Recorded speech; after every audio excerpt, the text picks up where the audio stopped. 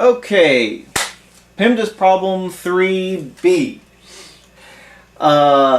If you watch the first one, then you see that I've already rewritten my problem with the PEMDAS color-coded operational symbols. If you have not watched the first video, just problem 3, link in the description. Please go watch that because I'm kind of going to skim some things because they're in the other video. But as you can see, we have gone and we've rewritten the problem with our color-coded, PEMDAS color-coded operational symbols. Now last time we pulled this out using a grouping symbol. Again, a reminder I forgot to put in the other video, when you put those parentheses to make your grouping symbol, it does not come up here.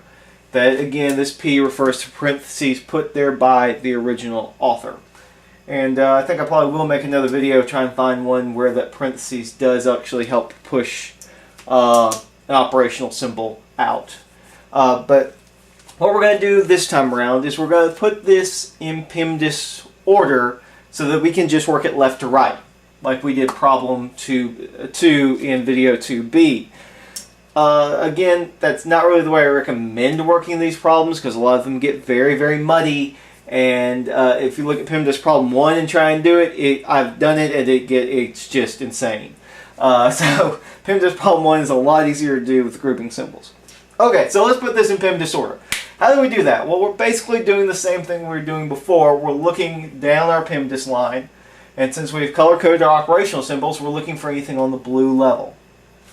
So we look and we see that there's only one operation on the blue level. Now, if there was more than one operation here, as we rearranged it, it would be important to keep things correctly structured from left to right. But since we only have one, we don't have to worry about that. When we get to this next level, since we have more than one, we can play with that a little bit. But again, we see this multiplication. And we're using the dot for multiplication instead of the x, so it doesn't get confused with the variable x. We can take this and we're going to pull it around here to the front of our problem because we know it has to be done first. So we're pulling it around here to the far left of the problem. Now, we know we're done with that particular level of PEMDAS, so we're going to go to this level, the addition or subtraction level, and start looking at what we've got. So we've got multiple orange operational symbols. So we want to start putting those in line behind our blue operational symbol. The thing to remember though, again, since there are multiple ones, keep them in order because left to right does matter because we're dealing all on the same level of PEMDAS. These additional and subtractions are on the same level because you'll work left to right. This subtraction comes before this addition. So let's go ahead and pull our orange operational symbols down and make sure I pull down the right number of 3's. Okay, now I'm going to put a plus right here, and you may be going, well, where did that come from? Since this is a positive 3, when we move it around, we know it's plus 3. We just basically took this symbol and moved it to the other side.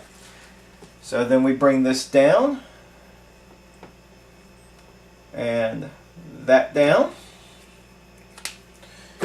And again, this came to here.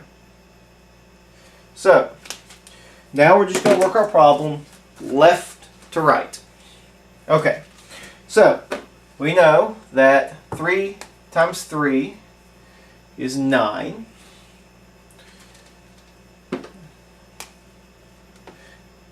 So when we bring our other numbers down here, I'm going to bring them down, the numbers color-coded now. So, okay. We know 9 plus 3 is 12. Again, there's two different ways you can look at this. You can go 9 plus 3 is 12, minus 3 is 9, plus 3 is 12. Or you can say, oh look, I've got a minus 3 and a plus 3. Or you can say right here, I've got a positive 3 and negative 3. Either way you look at that, you can say, boom, those two cancel out. Your negative and your positive cancel out. That together, those equal 0. So we don't have to worry about those and just say 9 plus 3 is 12. So that's the two different ways of working this problem. The first one using grouping symbols, which is usually the easiest on this type of problem.